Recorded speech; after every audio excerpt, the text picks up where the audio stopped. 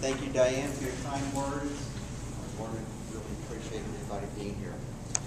The serious life-altering effects of cancer and the accompanying medical treatment propels us in a different direction, one of prevention. Because the number of cases of cancer is projected to double worldwide within the next 20 years. Conventional medicine focuses on treating the disease using a clinically appropriate combination of chemotherapy, radiation, and surgery, whereas complementary and alternative medicine focuses on treating the patient, seeking to correct those conditions within the body that contribute to its development, giving rise to a blended form of care, which we know is integrated medicine. However, our focus and our goal must now become on prevention after what we have just seen with Ms. Denise Mateo. Our therapies have to direct ourselves in that manner.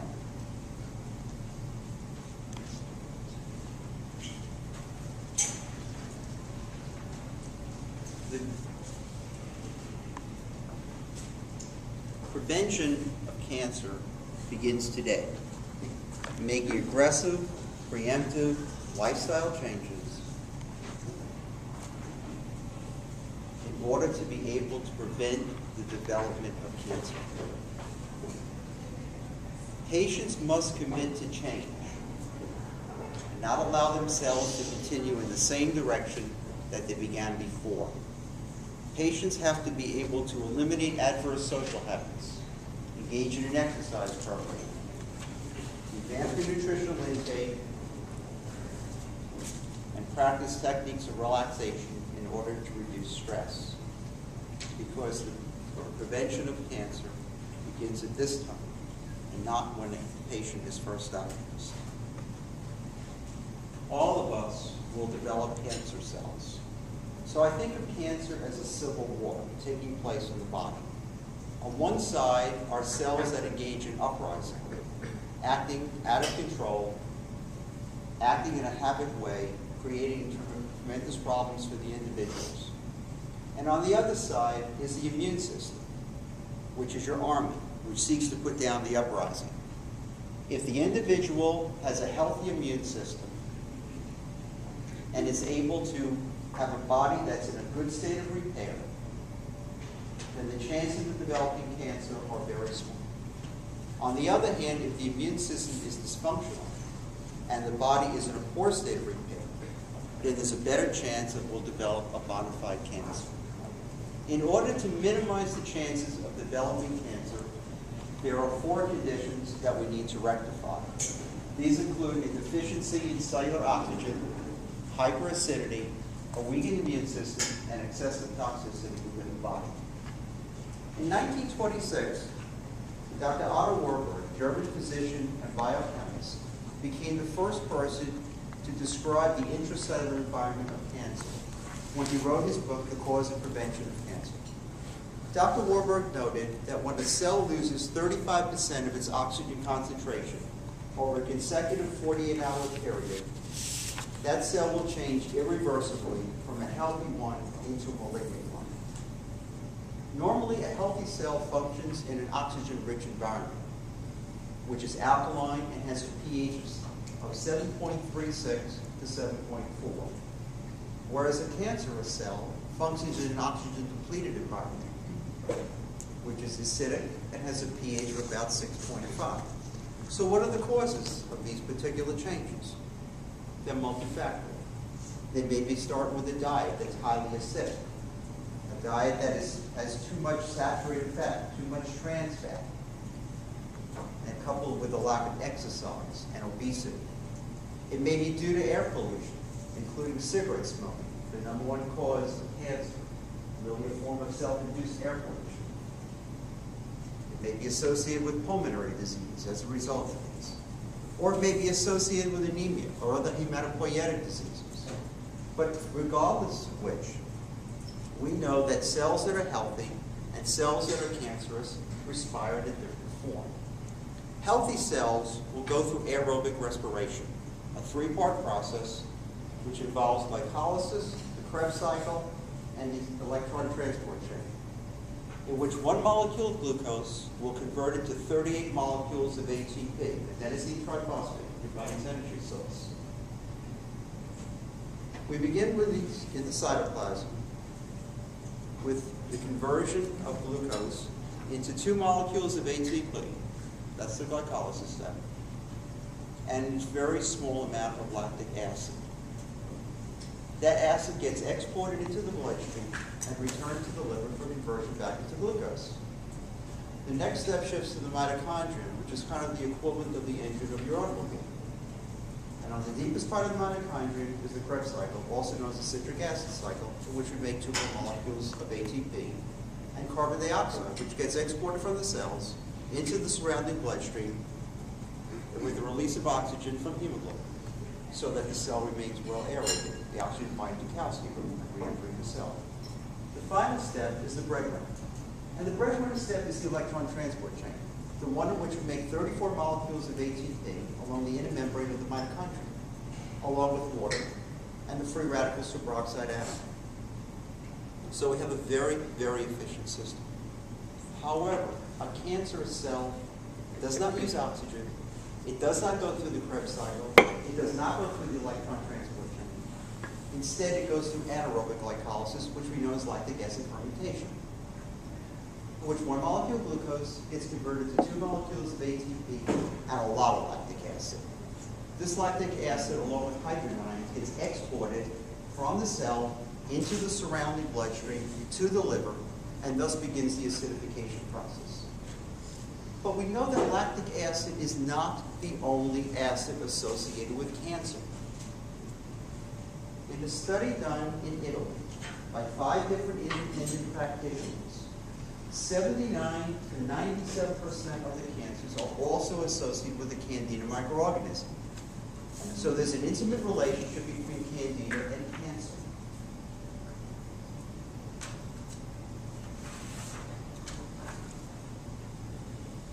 The Candida goes through a different process. It goes through lactic acid.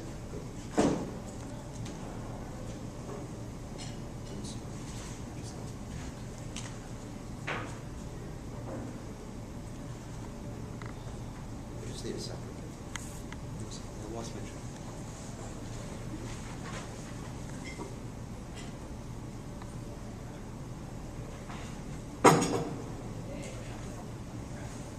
The Candida go ahead and go through alcoholic fermentation and produce both ethyl alcohol and carbon dioxide. And the alcohol fermentation will then lead to the formation of acetaldehyde and then subsequently into acetic acid. So that the acidification process continues with lactic acid, hydrogen ion intracellularly, as well as lactic acid, hydrogen ion extracellularly, along with acetic acid, creating a much more acidic environment than we want.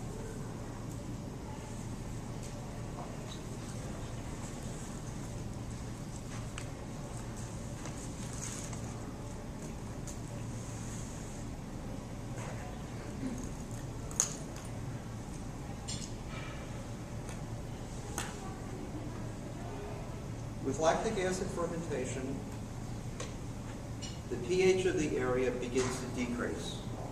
As the pH of the area decreases, the risk for metastasis increases. And we know this because the acidity of the pH of metastatic cancer is not 6.5, but rather drops to 4.5 to 5.0, creating a much greater risk for cancer for individuals. There's other processes that go on as well. And we ask the question, is there a way of stopping this from taking place? In a healthy situation, that works fine, because what happens is we have tumor suppressor genes. Tumor suppressor genes have the ability to go ahead and stimulate RNA polymerase to produce an endonuclease enzyme. Endonuclease enzymes have the ability to repair DNA, and by repairing DNA, allow the process to continue. The problem is that these enzymes only work in an alkaline environment. They do not work in an acidic environment. So this part isn't going to work. So the tumor suppressor gene then has the ability to abort cell division because we know these cells are growing uncontrollably. However, that process is not available either. In 2009, the American Society of Clinical Oncology, two results came about as a result of parallel studies, one here in the United States and one in Australia. And the consensus was that 26% of the cancers within the head and neck area are associated with the human papillomavirus. But over 65% of the oropharyngeal cancers are associated with the same virus. And the problem is that the virus codes for a certain protein known as E6E7. And the E6E7 virus, is the one that creates inactivation of the tumor suppressor gene. So we don't have endonuclease enzymes to work. We don't have a tumor suppressor gene to work. So basically, we lost our insurance policy, which means now we have to rely on the ability of our immune system, and we have to rely on the ability of alkalization of our bodies in order to create a better environment to avoid cancer. We also know that cancer cells grow very aggressively and very rapidly. They are sugar seizers. And what they do is they keep the sugar away from our healthy cells. And because they keep the sugar away from our healthy cells, we start to feel tired. We cannot make our ATP easily. And so one of the early symptoms in cancer is fatigue. Patients start to complain about a lack of energy. And what happens is the energy processes in the cells go down. So that patients now are having less energy available, but more of the energy is being channeled toward the cancer cells. And so fatigue becomes an early problem. Cancer cells have an ingenious way of creating energy. They do so because they create a protein called insulin-like growth factor 1. Insulin-like growth factor 1 is a protein which is very similar to insulin.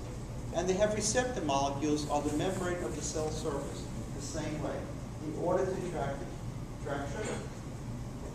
So what they do is they steal the sugar from the rest of the cells.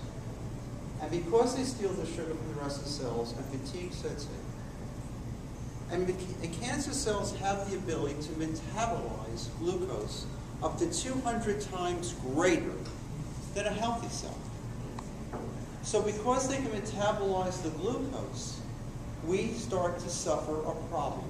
We start to feel more fatigue and more fatigue. And what happens is the body tries to compensate.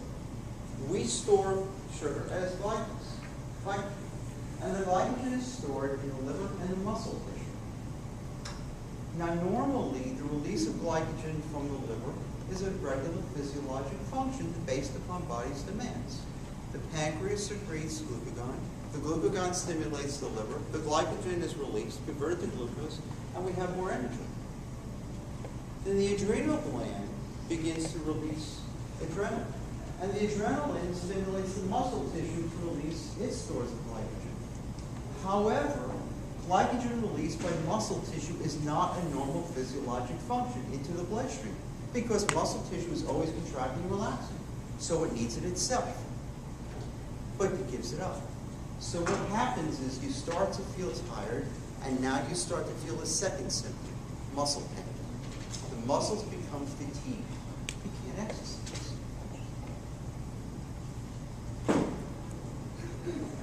And as we become fatigued, and we deal with the stresses of cancer, we also start to lose our appetite.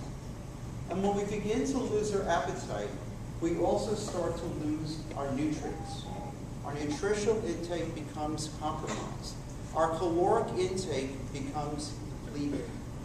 And so what happens is the body starts to take it from its own stores. And the stores become the muscle tissue. We begin to catabolize protein, we begin to catabolize fat, and we have a problem. And the first thing you notice is the muscle mass starts to go down. And when the muscle mass starts to go down, you feel weak. But we also begin to catabolize fats. And that has two negative effects. It creates free fatty acids, which can be beneficial, especially for cardiac function. But it also presents a problem because free fatty acids can combine with glycerol. And when they combine with glycerol, it makes an unhealthy storage fat known as triglycerides. So that's not beneficial. But there's something else that happens. We have in our bodies three main storage sites for toxic chemicals: the liver, the lung, and the adipose tissue. And what happens when we release the adipose tissue, because many of these solvents, pesticides, herbicides, heavy metals, pollutants, are fat soluble. So when the fat breaks down, we start to release these into the environment, which further acidifies the bloodstream, helping to fulfill some of the basic requirements for cancer. Not only that, but it increases the toxicity within the body. And the health and how we respond depends upon how strong the liver is. If the liver is in good health, we will be able to metabolize these agents and eliminate them from the body through the urine or the fecal matter. On the other hand, if the liver is not in good health, then what happens is these waste products continue to back up into the bloodstream and develop intracellularly, creating an acidic, toxic wasteland within our bodies, creating another environmental cause of cancer. So now we have a lack of oxygen, we have hyperacidity, and we have an increased acidity and increased toxicity in the body. And as people begin to struggle with cancer, and as they begin to have difficulty in eating, we start to see people wasting away. University of Texas Medical Branch, March 2003, came up with this particular information.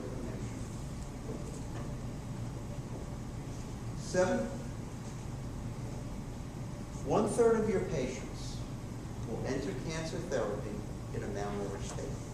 1/3 of your patients will begin cancer therapy in a malnourished state. Of those 1/3 of the patients, 78.9% of the patients will have dysphagia associated with either esophageal cancer or esophageal gastric cancer. And you have to think that there are other things going on at the same time. If we have an oropharyngeal lesion, we're going to deal with mucosal inflammation, we're going to deal with odonophagia, dysphagia, perhaps esophageal stricture, xerostomia, and in 86% of the patients have a chemosensory imbalance. So all of these particular conditions make it very difficult for a patient. 57% of the patients will enter cancer therapy with a weight loss of at least 10%. If the weight loss comes from 12 to 20%,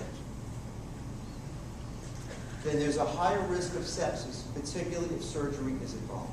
And if the weight loss exceeds 20%, then there's a higher risk of mortality.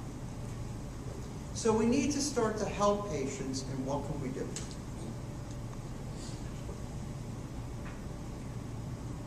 There's a great deal of stress that patients go through in dealing with cancer. And we need to help them revamp their thinking and eating. 3 squares a day may not work. So my recommendation to patients is that they go to smaller mini meals, 5 or 6 mini meals a day, a little bit of food at a time. The food should be well hydrated so that it makes it easier to swallow. And the patients need to chew more slowly. They don't have to race through a meal. But if a patient wants to have a full meal and maintain a normal lifestyle, then it becomes dinner and breakfast. Dinner and breakfast, that doesn't sound right. Well, it does. Because you see, with all of the stresses that the individual has, with all of the concerns about the medical treatment, about the survivability, about the financial aspects, about keeping their job, about the strains in the relationships, you know, these types of diseases can wipe people out financially and become major causes of medical bankruptcy. But with all of this going on, As the day goes on and the stress rises, the appetite goes down. In the morning, when they wake up and they haven't had a chance to think about the day's events, the appetite is going to be greatest. So if they want a big meal, if they want to maintain that type of daily nutritional approach, then the biggest meal should be in the earliest part of the day. Patients also have to change the way they eat. And one of the best things to do is to get a juicer or a blender. Actually, juicers are better.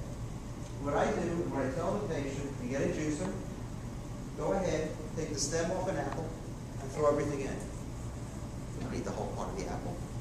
You usually do. You see, the fleshy part is where you're going to get all of your fiber, all of your minerals, and all of your enzymes. But it's the skin part that has the antioxidants.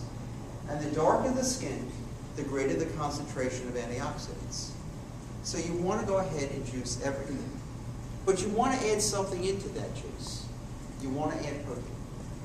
Now, there are two excellent products that I recommend to patients. One is soy protein, but a better one is whey protein. Whey is, of course, the brother of milk. And the reason you want to add whey protein is because whey has cysteine. And cysteine is the key amino acid to making your body's glutathione. Glutathione is the major antioxidant and detoxifant in your body. It is found in all cells of the body, but it's particularly concentrated in the bone marrow, in the kidney, in the liver, the lungs, the spleen, and the skin. It is what protects you. It is what is so important to use in chemotherapy and radiation. There's a lot of banter today about using protective products during the time that a patient goes through chemotherapy or radiation.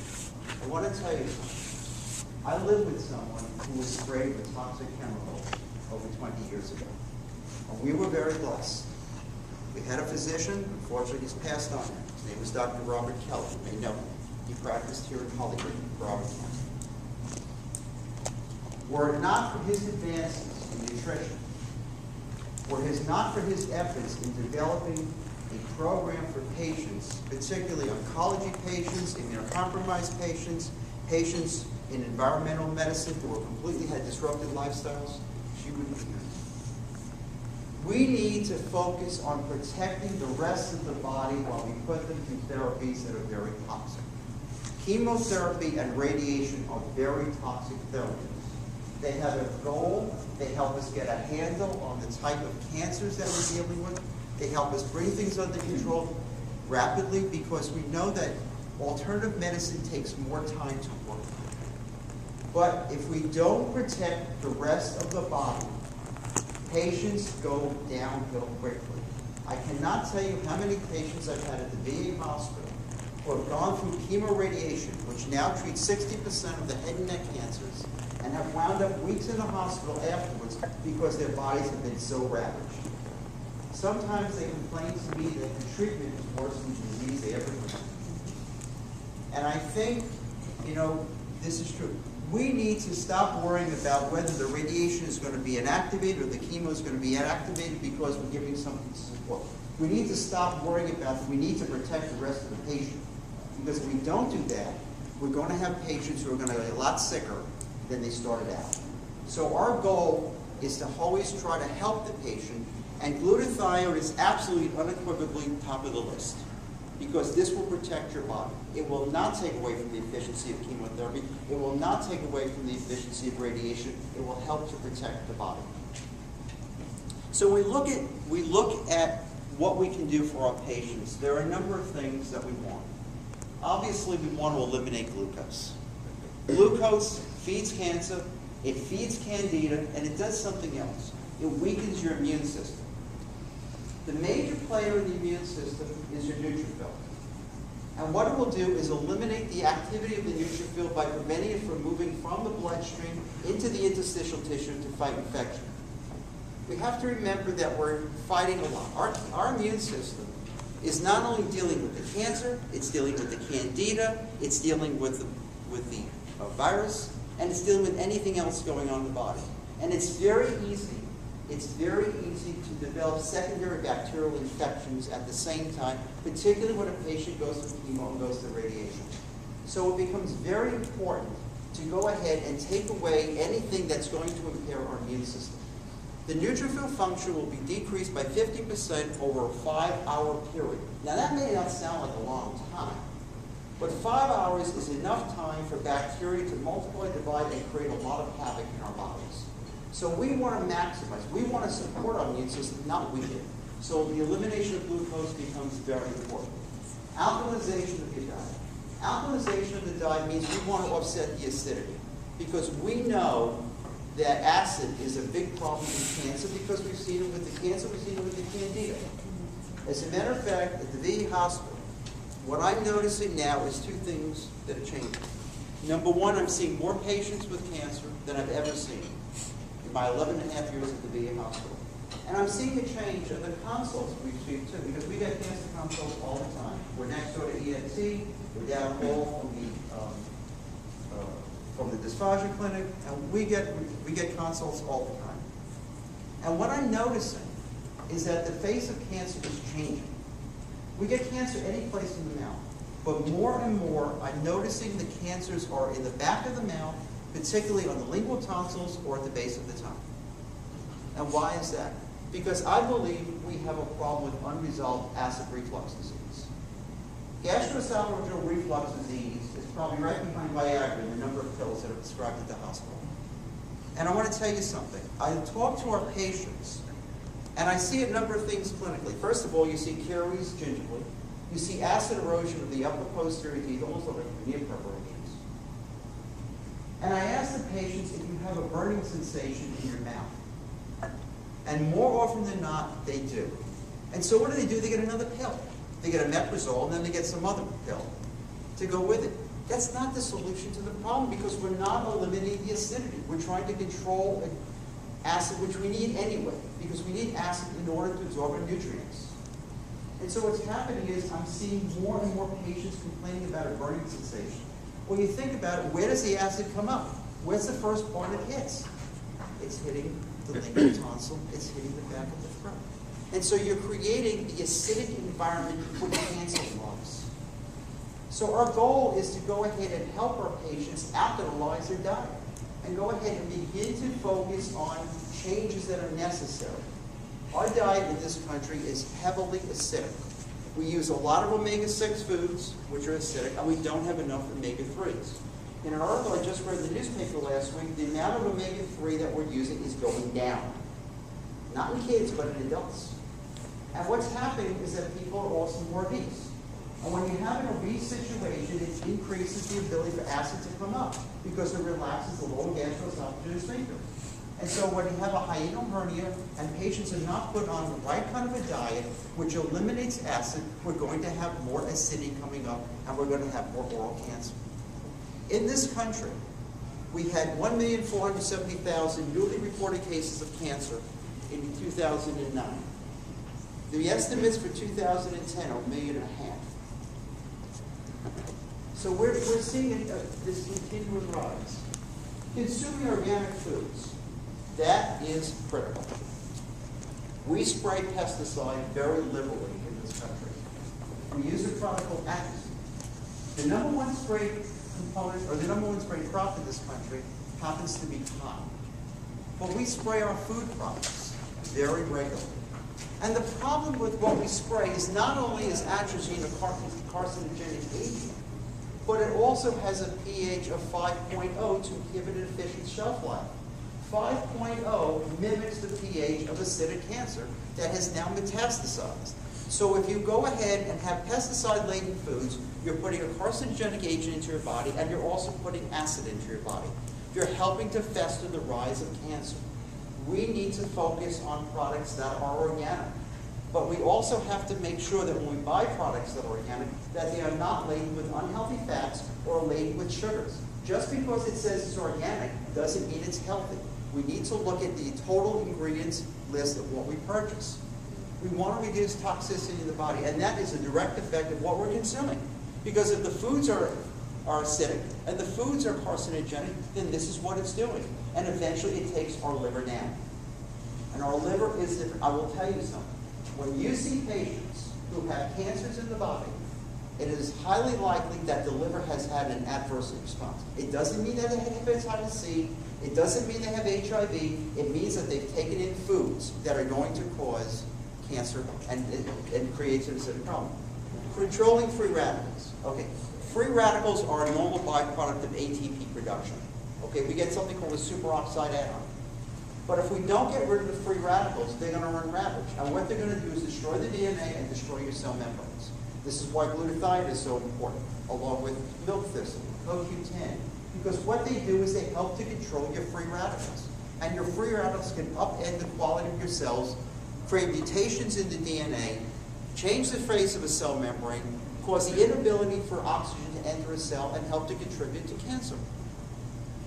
Monitor the weight. Well, this is kind of self-explanatory. Malnourished patients need to put weight on. Well-nourished patients need to keep weight maintenance. And finally, we want to elevate oxygen concentration. We know that a lack of intracellular oxygen is a major component in cancer. And we know that comes from cigarette smoking. But it comes also from alcohol. It comes from environmental issues, particularly air pollution. So what happens is that when we have this situation, we're going to go ahead and meet Dr. Warburg's first requirement of lowering cellular oxygen concentration. And this doesn't happen right away. It takes place over time. It takes place over years of abuse of our bodies. So our goal is to go ahead and raise and elevate oxygen concentration. And one of the best products out there is chlorophyll. We'll talk about that in a minute. Okay, we talked about nutrition. We've got to eliminate glucose from the diet for these reasons. It enhances the growth of cancer, enhances the growth of candida, and it impairs neutrophil function. Where do we find glucose? Glucose has a lot of different terms. Sucrose is table sugar. It's 50% glucose to 50% fructose. Dextrose is another way of saying glucose. Evaporated cane juice is another way of saying glucose. High fructose corn syrup. You'll find that used a lot today. High fructose corn syrup, instead of being 50-50, which is what you have in sucrose, it's 55% fructose and 45% glucose. Not much of a change. Honey, that's glucose. Lactose, I gotta tell you something. Years ago, I used to think that if we put lactase or lactase enzymes in milk, we got rid of the sugar. I was wrong. Because what happens is all lactate does is it takes, for people who are lactose intolerant, it takes the lactose and breaks it down into its components, glucose and galactose. So you get sugar again. This is a big one here, Splenda. And everybody thinks that Splenda is going to save them from eating sugar. I hate to disillusion you. Because Splenda is dextrose. And dextrose is another kind of sugar. So we don't want. As a matter of fact, folks, you don't want any artificial sweeteners. Because artificial sweeteners are acidic. And that's not beneficial. But I'll tell you some things you can use. Now I got a sweet tooth. I chew a little bit. Okay. Raw agave nectar. Let's talk about that. Raw agave nectar, raw means it's unprocessed. It's as pure a form of food as you possibly can have. Organic means it's not sprayed. But agave nectar is better than sugar, but it's 90% fructose and it's 10% glucose. So you still feed it. Better than sugar, but not as good. Brown rice syrup is an improvement. Brown rice syrup comes from whole grain brown rice. It's 50% complex carbohydrates, 45% maltose, and the rest is glucose. So we're coming down the way. Stevia. Stevia is very popular. Stevia is used heavily in Asia, particularly in Japan. It is extremely, extremely concentrated. You need very little of it. And you can get stevia in different forms. You can get it in a powdered form, which looks like Sweet and Low. It comes in these little packets or it comes in a canister. Same consistency as Sweet and Low. Or you can get it as a liquid form. But if you get it as a liquid form, you must get the one that is alcohol-free. A lot of them have alcohol. They use great alcohol up to 20%. The two out there that I know of, one is from Cal, K-A-L, and the other one is New Natural, capital N-U, capital Naturals. These two are alcohol-free. The product that I use, and I think is really excellent, is Just Like Sugar. And we have samples here. Just like sugar has no sugar in it. It's a chicory-based product. It's loaded in fiber. It's chicory, it's vitamin C, it's calcium, and it's orange peel. It looks like sugar, just a tad darker. It handles like sugar, it sweetens like sugar. It is the product that I have recommended. I've passed this out at the VA to my colleagues, okay, and I've gotten some good feedback. I've handed this to the cancer patients. This product is probably above all else, okay, in terms if you want to sweeten your coffee or your tea or put it on top of a grapefruit or whatever you want to do with it. This product works because there is no sugar in it. Our goal is to block sugar. We block the sugar, we block the cancer's growth. That's critical. You can also use xylitol. Xylitol comes from corn on the cob. It also comes from some other fruits. The difference in calories is nil. It's 9.6 calories versus 15 calories per teaspoon of sugar. But xylitol is different than sugar because it is a 5-carbon sugar, not a 6-carbon sugar. And so as a result, what happens is the bacteria cannot ferment it. The bacteria cannot use it, so you go ahead and lower your acidity. You got to think about something. What is the critical pH? We just look at something dental for a second. What is the critical pH of oral cavity in order for caries to develop? It's 5.5. When we drop below 5.5, that's when you see this rampant radiation-induced caries. So we want to go ahead and use something that bacteria cannot ferment. And by the way, the other reasons I don't like to recommend brown rice syrup or agave nectar is because they're sticky. For people who like honey, they have like a honey-like consistency. So they will stick to the surface of the teeth. They will stick to the mucosa. It's not beneficial. Xylitol is fine. So can I ask a question just quickly? Where do you find it just like sugar? Just like sugar, the local vendor is Whole Foods. Okay, the way it comes is it comes in a canister. If you remember years ago, if you go to the local diner, okay, you would see this canister of sugar on the table. It's the same kind of canister. And I use it on a one-to-one basis, okay? So if I use a teaspoon of sugar, I would use about this. Actually, I use a tad less. So you sweeten it to your personal taste. Just like sugar is the product that I recommend. And I have no stock in the company, no financial investment. Anything I talk about because I use it, or because I know they work. Moving forward, Dr. Warburg's work was confirmed a generation later, Dr. Cameron Goldblatt in the Journal of Experimental Nutrition. But what's really interesting, looking at alkalinity, was the work of Dr. A. Keith Brewer. Late in life, in 1984, he published his epidemiologic studies. And what Dr. Brewer did was he looked at various Indian populations, both in the United States, in Central and South America. And it's very interesting what he found. These cultures had basically a vegetarian diet, which means they had an omega-3 rich diet. And their diet basically was using crops that were grown on volcanic soil. Why is that important? Because volcanic soil is highly alkaline. It's not acidic. And they found that the soil was rich in these elements: cesium, potassium, rubidium, selenium, and sodium. And combined with these good antioxidant vitamins and zinc, produced an elevated cellular pH. Their findings, his findings, was that cancer occurred in 1 in 100 individuals. And the population in the United States included the Hopi Indians. But when he looked at the Pueblo Indians, who took an Americanized diet, the cancer population was 1 in 4.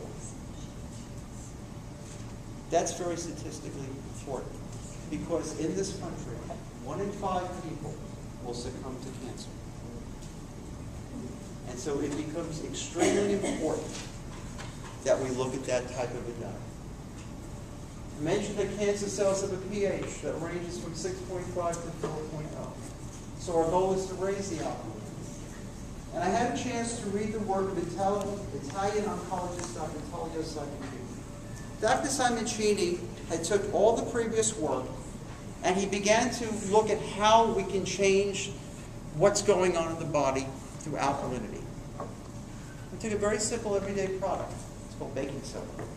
Everybody's got it around the house, but you may not have the best baking soda. It's not Arm & Hammer. It's got traces of aluminum. It's not baking soda from Publix. It's got traces of aluminum. It happens to be Bob's Red Mill. Bob's Red Mill is the purest baking soda you could buy. It is sodium bicarbonate and nothing more. Comes in a cellophane packet, 1 pound size. And the way you use it, and this is what you can do for your patients. Patient comes into the clinic, patient comes into your office, there's a cancerous lesion. And you want to work this in conjunction with the patient's oncologist. You never want to assume these things on your own. One of the great things that hygienists have the ability to do today is to become part of the team. You are not the cleaning lady. Your job may be to clean teeth, like my job is to fill holes. But we have a chance to raise dental hygiene to a level it has never been raised to before. We have ability for you to become a major part of the team that treats these patients in head and neck cancer. It raises the bar of dental hygiene. Your job, as Denise had pointed out, is you're examining your patients. You're sitting there, you have a captive audience for 45 minutes to an hour, whatever the time you spend with your patients. And you have a chance to examine these things. And when you see these lesions, and when the patient comes in, don't be afraid to talk to the physician and say, there are things we can do topically to help these patients. Intimate contact between sodium bicarbonate and a cancerous lesion will help to quell these, particularly if they're T1 to T3 lesions. Because you're dealing with cancers that are smaller, that have not yet had a chance to metastasize. We want to nip this baby in the bud. We do not want to go ahead and let this cancer fester. And so what happens is without sodium is an alkaline element. It will get through the membrane of a cancer cell. The reason cancer cells are oxygen depleted is because they are refractory to calcium. When you release oxygen from hemoglobin, oxygen piggybacks onto calcium to get it inside a cell. So if the cell membrane is refractory to calcium, it's almost impossible for oxygen to get in. So what happens, but sodium bicarbonate will get in, because sodium is one of those elements that will pass through a cell membrane. Well, what happens? You've got an alkaline element, which is bicarbonate. You've got 3 atoms of oxygen. You begin to change the face of what's going on inside that cancer. So as a result, you're able to elevate this to a situation which is more alkaline. And the recommendation is such, and you can use this, by the way, on a regular basis.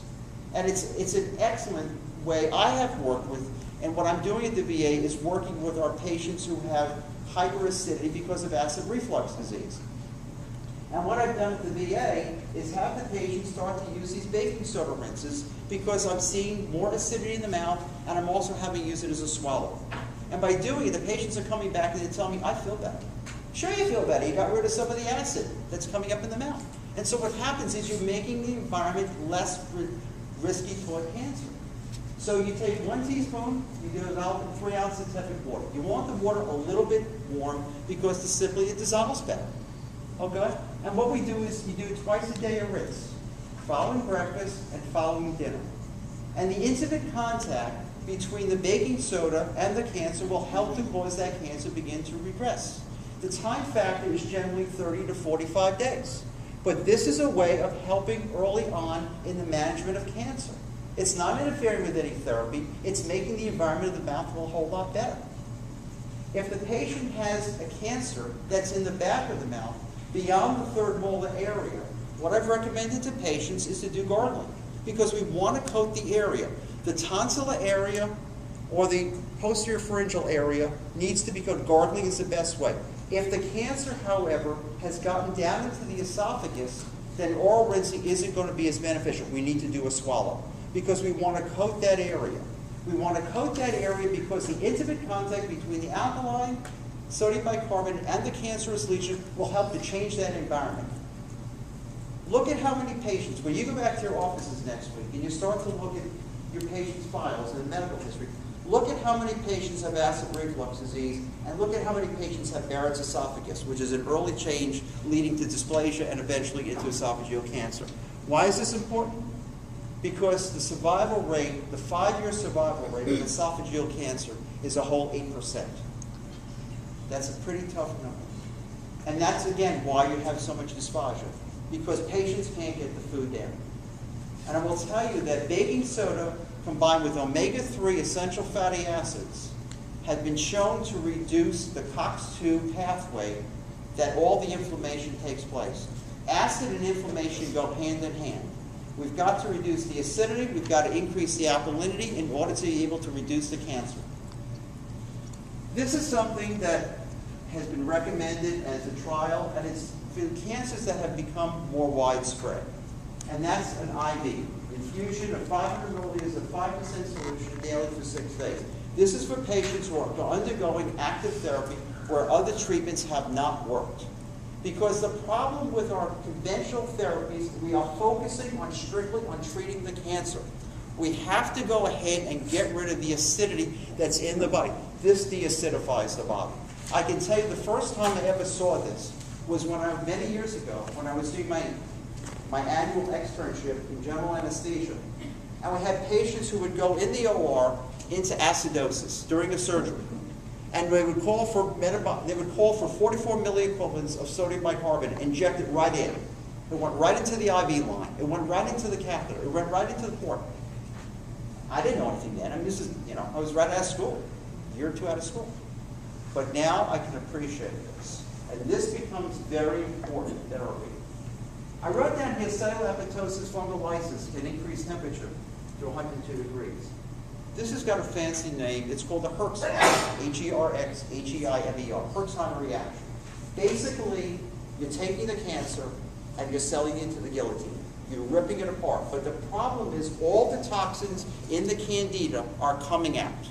And because of that, it creates this tremendous reaction within the body, okay, that is acute inflammatory. It lasts for a few days. It's like the final product. You're basically getting rid of the candida. So this is the type of reaction that you're going to have. Okay, American Institute of Cancer Research advocates a diet that's 80% plant-based and alkaline and organically grounded. Fresh fruits and fresh vegetables. You're going to get so much out of this. This is your omega-3 source. This is your alkalinity source. This is important. Legumes, beans. Beans are an excellent source of fiber. They're low in fat. They're loaded with alkaline elements. Nuts are an excellent source of vitamin E. I want to tell you something. Vitamin E is critical. There was a study done in India and reported in the Indian Journal of Dental Research back in 2008. It was very interesting. We know that one of the biggest problems we have with our cancer patient is massive xerostomia. The mouth is dry as this floor. And what happens is that the patients lose the serous saliva first. If you have any residual saliva, it's mucus. The serous saliva contains your antibodies, your lactoferrin, and the enzymes. You lose that, you lose your protection.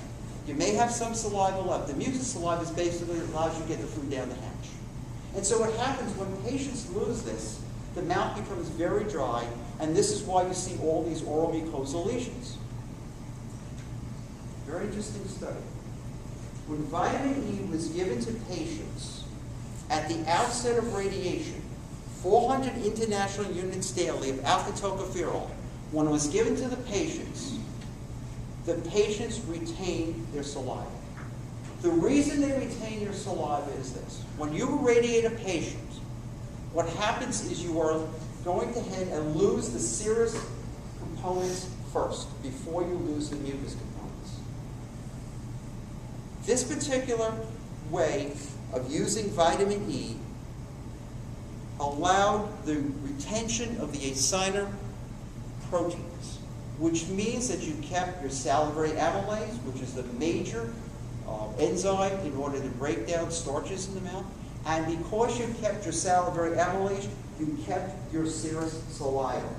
The ability to produce serous saliva is directly related to the amount of salivary amylase that you produce. This is an excellent approach. Not only is it an excellent approach for saliva, it's also an excellent approach to reduce inflammation. The body produces we have two kinds of essential fatty acids that we must take in. One is omega-6 and the other is omega-3, and they compete with each other. They're both acids, but the difference is that omega-6 is pro-inflammatory. Omega-3 is anti-inflammatory. Omega-6 induces angiogenesis, which means the solid tumor can grow. Omega-3 is anti-angiogenic. It prevents the tumor from growing. So what happens is that our goal is to focus more toward omega-3 and less toward omega-6. As a matter of fact, omega-6, which is your animal products and most of your grains, is the #1 acid in the body that is associated with cancer.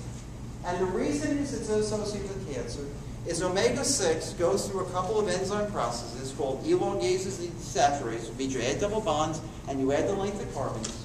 And what happens is that it produces arachidonic acid.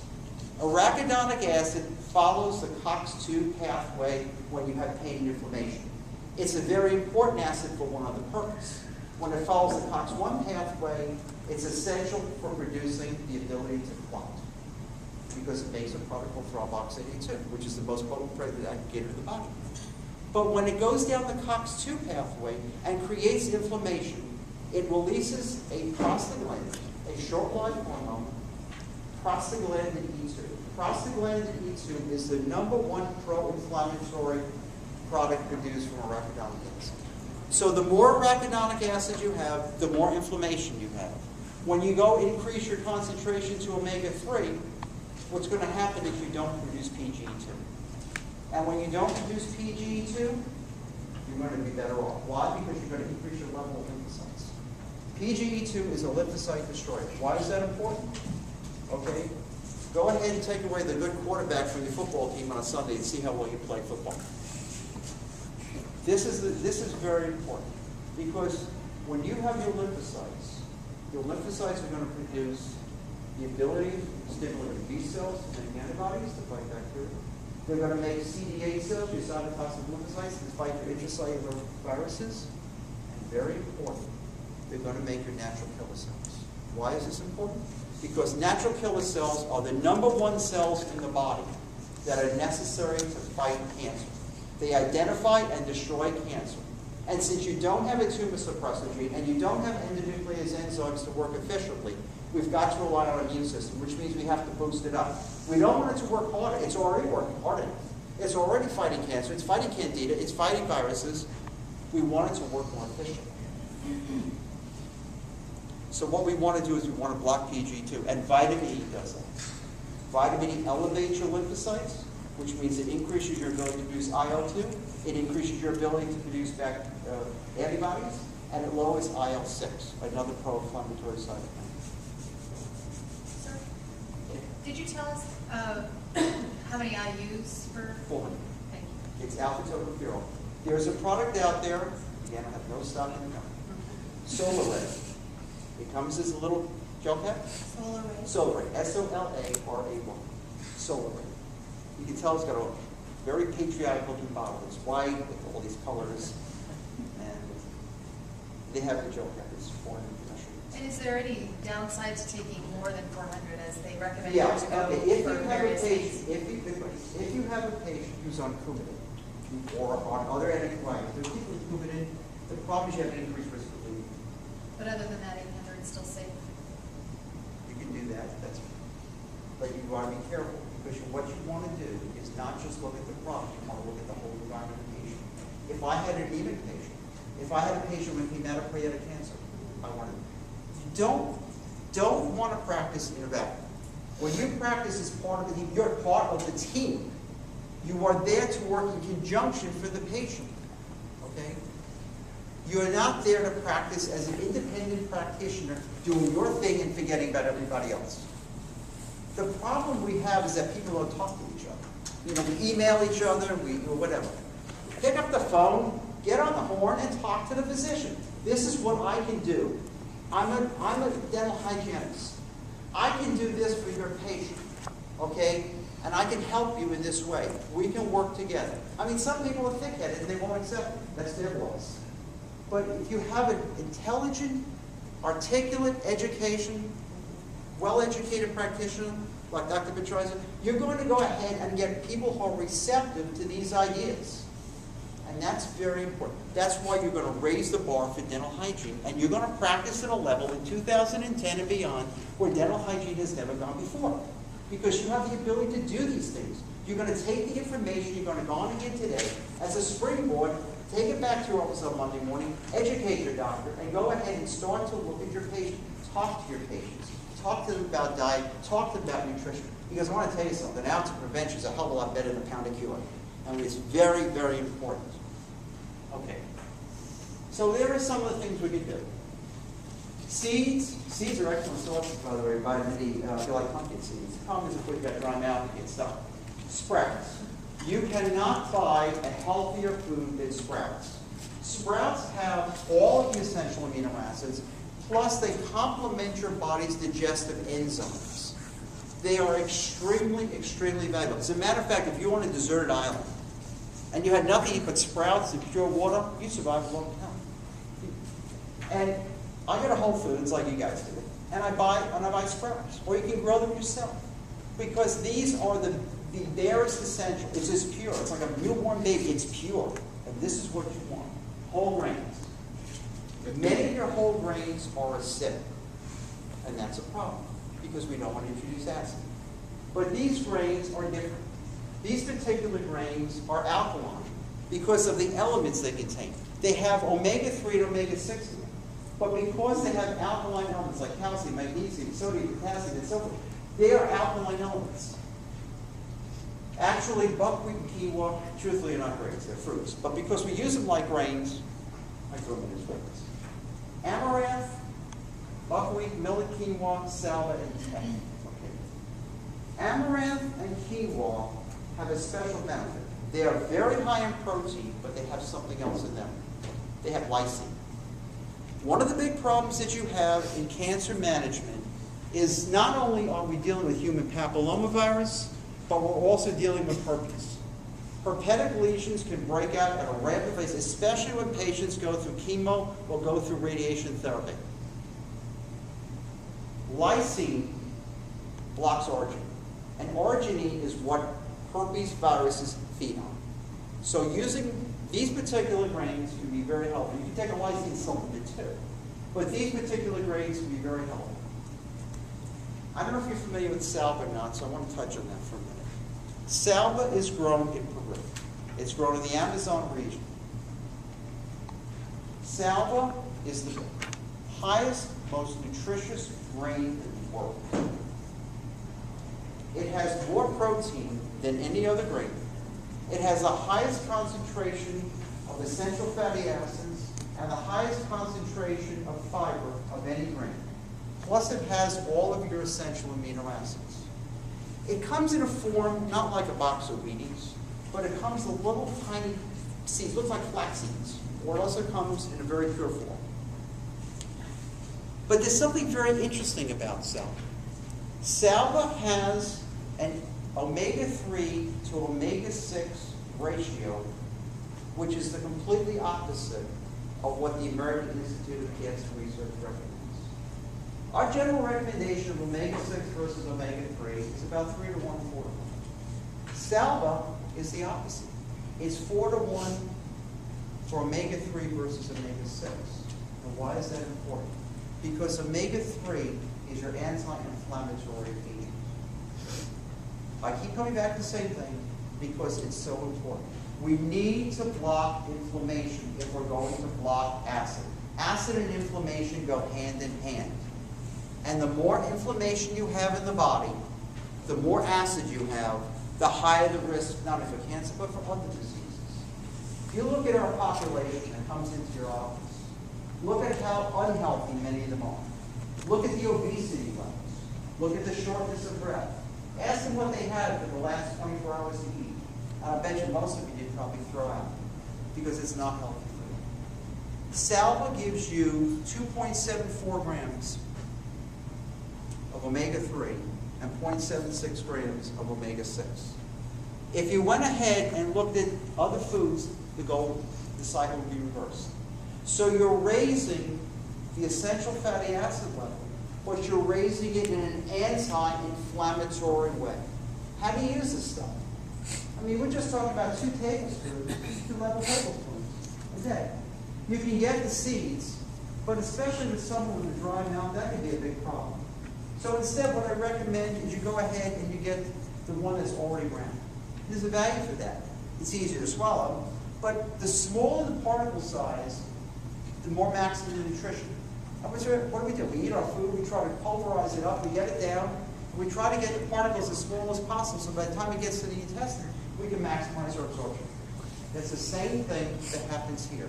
We want to maximize our absorption so that we go ahead and get all the nutrients. We want the essential amino acids. It also has calcium, it has magnesium, it's potassium.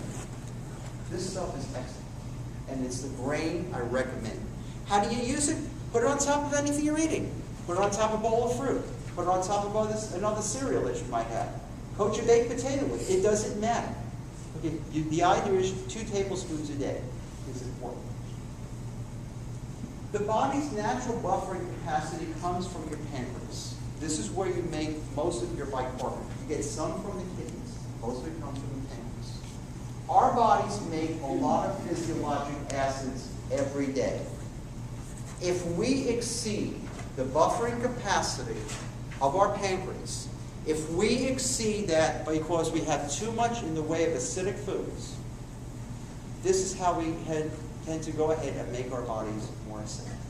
If we make our bodies too acidic, what's going to happen is we're going to have a higher risk for cancer because we look at the conditions in which cancer grows. And cancer grows in an acid environment. This is why it is so important for patients with acid reflux disease to get a handle on it, not just by taking omeprazole or pantoprazole or lansoprazole or one of these other pills. That's going ahead and stop the immediate problem. And these pills are designed for short term. First of all, if you lack acid, you're going to lack the absorption of a lot of your nutrients. You're not going to get in your iron, you're not going to get in your vitamin C, you're not going to get in your calcium, you're not going to get in your sodium, you're not going to get in your zinc, you're not going to get in your magnesium. So you're not going to get your B12 in. So what happens is the patients have to take other kinds of supplements or other forms of administration. That doesn't work. Our goal is to go ahead and get alkaline foods into our body. Alkaline foods will help to change the pH, and that becomes so important. So if we exceed the alkaline reserve in our bodies become acid. And acid is going to allow cancer to grow. Okay, plant-based diet 80%, alkaline foods, phytonutrients. Phytonutrients is a fancy term that really reflects upon organic compounds in plants that give you the color, the flavor, and the texture of these plants, along with the antioxidants. We know we want to be pesticide-free, so we want to increase omega-3 and reduce omega-6. Improve that ratio. Some of the good things to eat. Fresh fruits and fresh vegetables. Again, they're organics. The antioxidants are found in the skin. Sprouts, as I said before, the most nutritious foods. When it comes to fish, you want to get fish that's very pure. Alaskan salmon is probably right at the top of the heap. Because the Alaskan salmon, you're away from high polluted industry. I happen to love salmon. You get what's called the copper river salmon. You can get it down here in the month of June. It's flown in from Alaska. You get it in Whole Foods. It's not cheap, but it's an excellent product. You can freeze it for the rest of the year. Cold water fishes that come from the North Atlantic are fine. Also, wild caught fish from the Indian Ocean. A lot of our fish is polluted. And I'm not going to eat fish from the Gulf right now. And I want to make sure that purity of our product is very, very important. What about meat? Okay. You go to the supermarket, you go to Publix or someplace, and you pick up meat and it says USDA corn-fed beef. Is that healthy? Corn-fed beef, corn is an omega-6. You eat what the animal ate. You eat what the chicken ate. You just had Thanksgiving. You ate what the turkey ate. Well, what do? Is we feed it corn. Corn's cheap. Corn fattens it out. But corn is omega-6. And if what about if that corn was sprayed with pesticide? Well, that got into the animal, which means you just ate what the animal just ate. So you don't want that. If you want to get meat, if you want to eat meat, and you won't if you read the China study, but if you want to eat meat, grass-fed, because grass-fed is omega-3. You can go to Whole Foods and you can find wrapped meats that say grass-fed, organic raised. That is the best meat to get.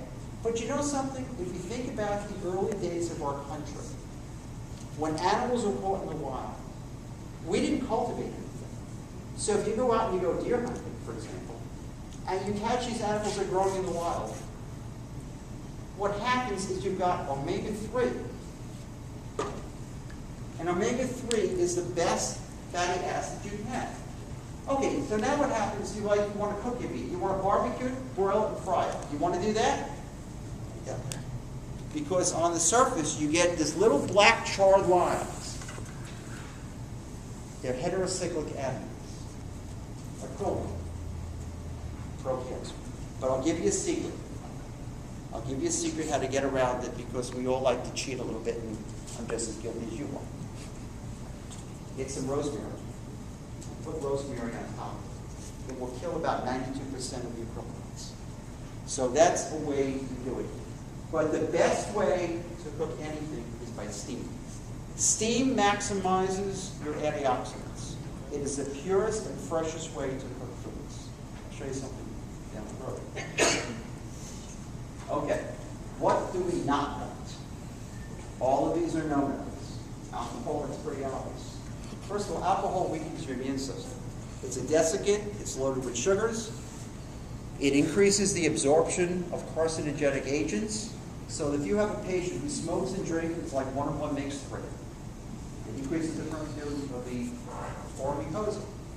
It induces apoptosis, which means programmed cell death of your macrophages, of your neutrophils, and the thymocytes, which are immature T cells. It impairs the absorption of folate and vitamin B12, which increases anemia condition. And it increases the release of arachidonic acid from the cell membranes. And what happens when you increase the release of arachidonic acid? You increase the acidity. And when you increase the acidity, you add to the problem. Processed food. Oh, please. They're chemicals.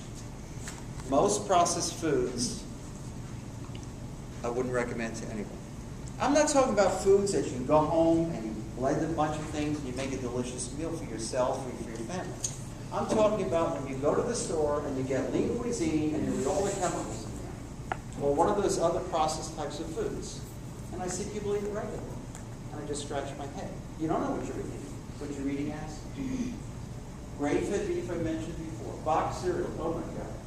Boxed cereals are loaded with sugar, first of all. Although there are some that are fruit juice sweet. Now I'll tell you what I eat.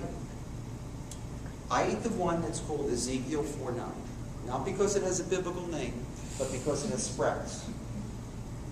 And because it has no sugar. The only sugar in there is the one that comes from the raisins. When I was a little boy, I'll tell you this story. When I was a little boy growing up in New York, my mother would buy Raisin Bran for me because she thought it was nutritious. Well, Raisin Bran and I didn't get along too well. And why didn't we get along too well? Because it tasted like a grapefruit. It was always sour. And I understand now why it's sour. Because we're eating the pesticide that's been sprayed on the grains and sprayed on the raisins. So why are there 17 grams of sugar in a 3/4 cup of raisin? When you look at the nutritional labeling on the side of the box. Well, they got to kill the taste somehow. Sugar's cheap, so they put it in. Or they put in some other form of sugar. That's not beneficial. That's the kind of food that causes you to get sick. That's the kind of food that induces cancer formation. That's the kind of stuff that feeds the acid reflux when you're putting more acid into the body. If you like cereals like me, Arrowhead Mills has fruit juice sweetened cereals that are organic. Ezekiel 4:9 is excellent. U.S. Mills has one, Erewhon brand, E-R-E-W-O-H-N. No sugar. It takes a while to activate, but you know what? You're going to feel a whole lot better. And if you really want to sweeten things up, then put a little just like sugar. Refined sugar, that's pretty hard. Soda, forget it. I can't tell you how many patients of mine at the VA hospital drink a 6-pack of Coke a day.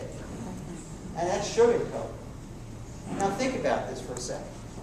You got 2 acids in the soda and about 39 grams of sugar. 39 grams of sugar is just under 10 teaspoons in a 12-ounce can of Coke. Whew. No wonder it spills on the floor of the ends of a field day. I mean, unbelievable. But you've got 2 acids. You've got carbonic acid, which is a weak acid to give you the fizz, and you've got phosphoric acid, which is 1 step above battery acid. Well, what happens when you drink this? Look at the dentition. Look at the xerostomia. Look what you're feeding. And why? Because when patients have xerostomia, they're going to want to drink something. This is readily available. But there's another reason they drink it. When patients are going through stress, there's a lot of depression. They need a pick-me-up. And what is the pick-me-up going to be? The pick-me-up is going to be sugar. Why? Because sugar raises serotonin levels. It's our feel-good. So it raises the serotonin levels for a few hours. You feel good, you feel perfect, then you crash. But now you're worse. You're worse because now what's happened is that the candida has picked up on the sugar. The cancer has picked up on the sugar. You've knocked the neutrophils back. And so what you've done is you've made yourself worse. You're further behind the 8 ball. So that's a problem. White flour products, that's refined bleached flour. I mean, we should use what nature gives us. So excessive acidity depletes the alkaline reserve and increases the inflammation. And what do?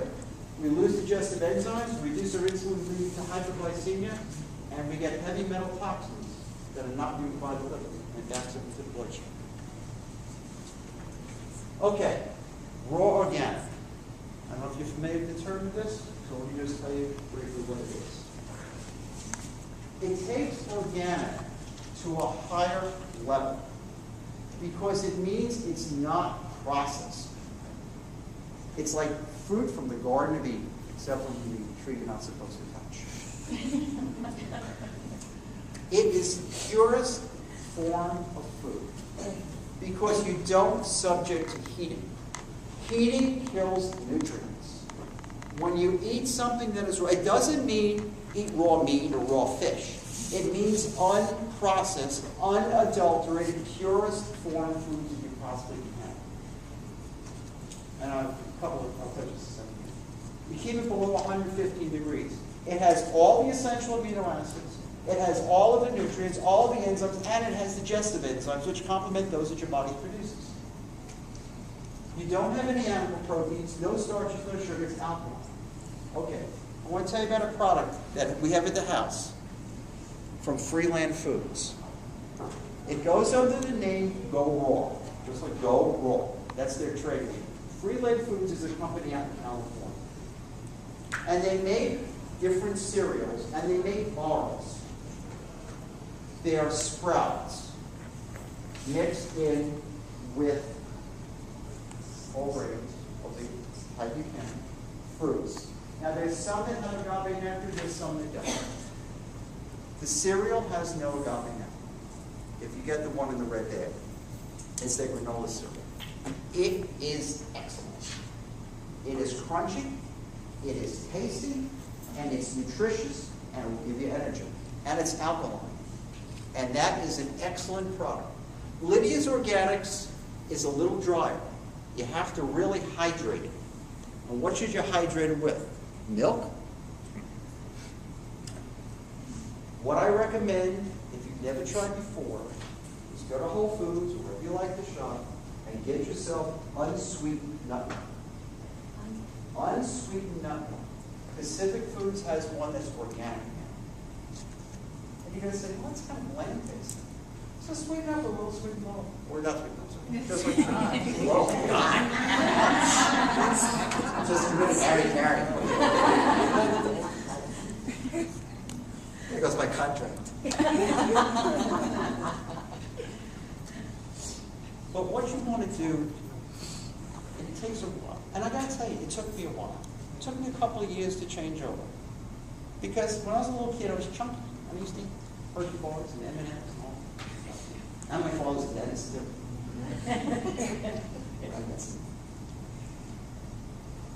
These products, by the way, Liddy's Organics has a bread.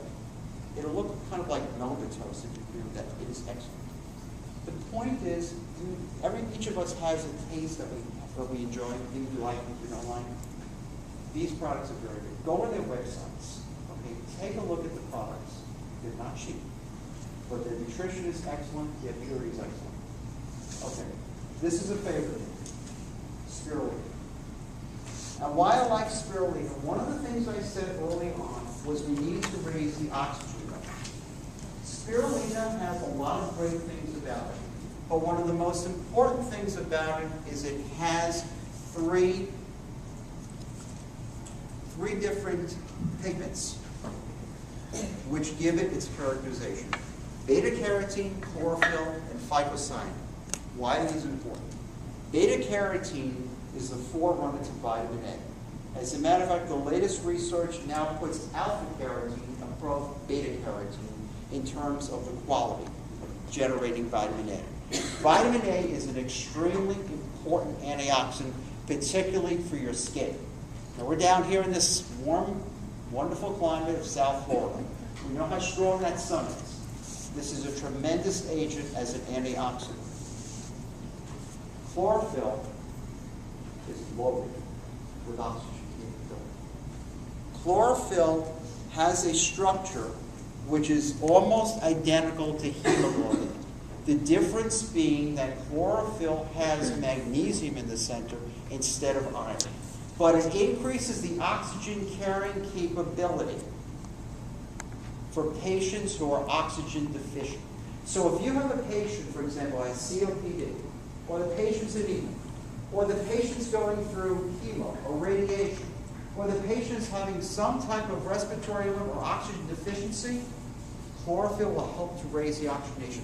Raising the oxygenation is very, very important because cancer is an oxygen-depleted environment. Think of cancer as an acid and a fungus, and that's what we're dealing with. That's poor in oxygen. So we want to raise that oxygen saturation, and that's what chlorophyll does. It increases the oxygen capability into your cells. But there's something else that spirulina has that's very unique to it. It has phycocyanin. Phycocyanin is the blue pigment, chlorophyll is the green pigment. Now, why is that important? There was a study done in China that showed that phycocyanin emulates erythropoietin, which is, of course, a growth factor derived from your kidneys that stimulates your stem cells to make red cells. So actually, you have a double way of gaining oxygen. You have it from the chlorophyll, and you have it from the phycocyanin. Because remember that when you subject a patient to chemo or radiation, you can develop anything, including a pancytopenia, which means you lower the oxygen concentration because you create an anemic condition in the individual. So our goal is to raise that oxygen concentration as high as possible. It's the same thing we use in baking soda. We're putting oxygen intracellular where it doesn't go. And that takes that cancer down because it raises the pH.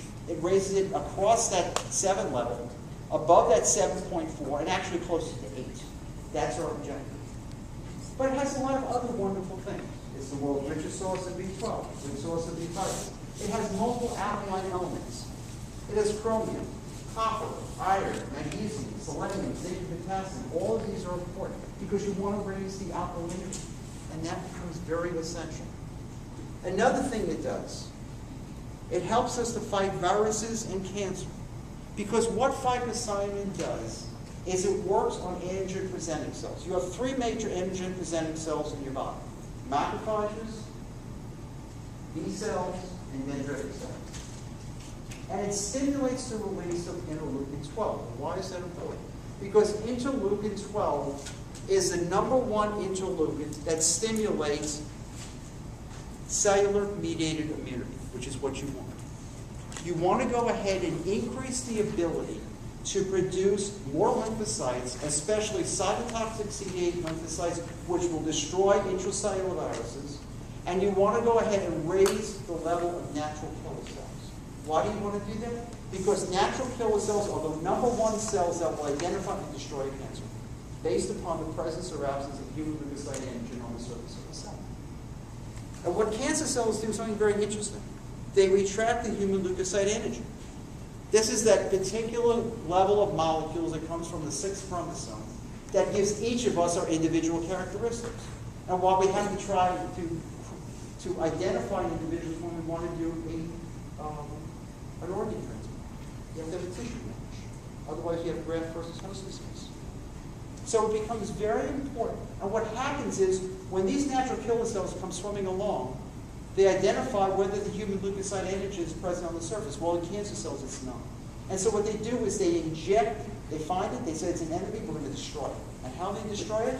They punch holes in it. They use something called perforins. And perforins then allow for the release of granzymes, protease enzymes that get injected into the natural killer cell to destroy it. And one of the reasons why glutathione is so important is because glutathione's concentration is directly related to cysteine. And cysteine, in turn, produces perforins. This is another reason why glutathione not only is a master antioxidant and master detoxifant is so important, but it's also very important for your immune system. The other thing is the ability to produce lymphocytes is directly related to the concentration of glutathione in your body. So the production and reproduction of lymphocytes is important because the lymphocytes are the quarterback of your immune system. And so the ability to have a sufficient level of lymphocytes is directly related. If you take away the glutathione, you're going to have one sick patient. And that becomes very important. How do we use this? Oh, by the way, superoxide dismutase. Superoxide dismutase is an antioxidant enzyme. One of the things I mentioned, hopefully I mentioned at the beginning, was that when you go through the electron transport chain, you make 34 molecules of ATP, but you also make a free radical called superoxide. Superoxide needs to be destroyed, because if it's not destroyed, you're going to make other free radicals which will destroy the cells. Superoxide dismutase destroys the superoxide free radical, and that is very important. Okay, how to take it? I use the tablets. I take 6 tablets a day. Each tablet's a ½ a gram. It also comes as a powder. You can mix it in water. You can mix it in juice. It doesn't matter. I'm going to show you its cousin.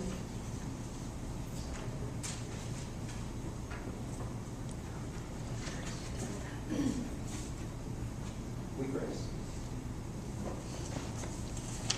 Wheatgrass has the highest concentration of any product out there. It is 70% oil. Wheatgrass will elevate your oxygenation. It is highly alkaline. It's a detoxificant. It's an excellent source of magnesium. Why is that important? Because magnesium, besides being involved in enzyme systems, is also responsible for increasing the flexibility of your cell membranes. And this is very important because your cells have to squeeze through tight spaces. And it will allow the cells to deform more easily. It's a rich source of enzymes and it's all amino acids. It's a good source of superoxide dismutase. The way you use it, you start with 1 ounce of powder and mix it with water. And you increase it slowly. Why? Because if you go too fast, you're going to spend a lot of time in the bathroom. And it's a detoxifier. And let me tell you something, folks, not to be facetious, but elimination of waste products in the body is critical.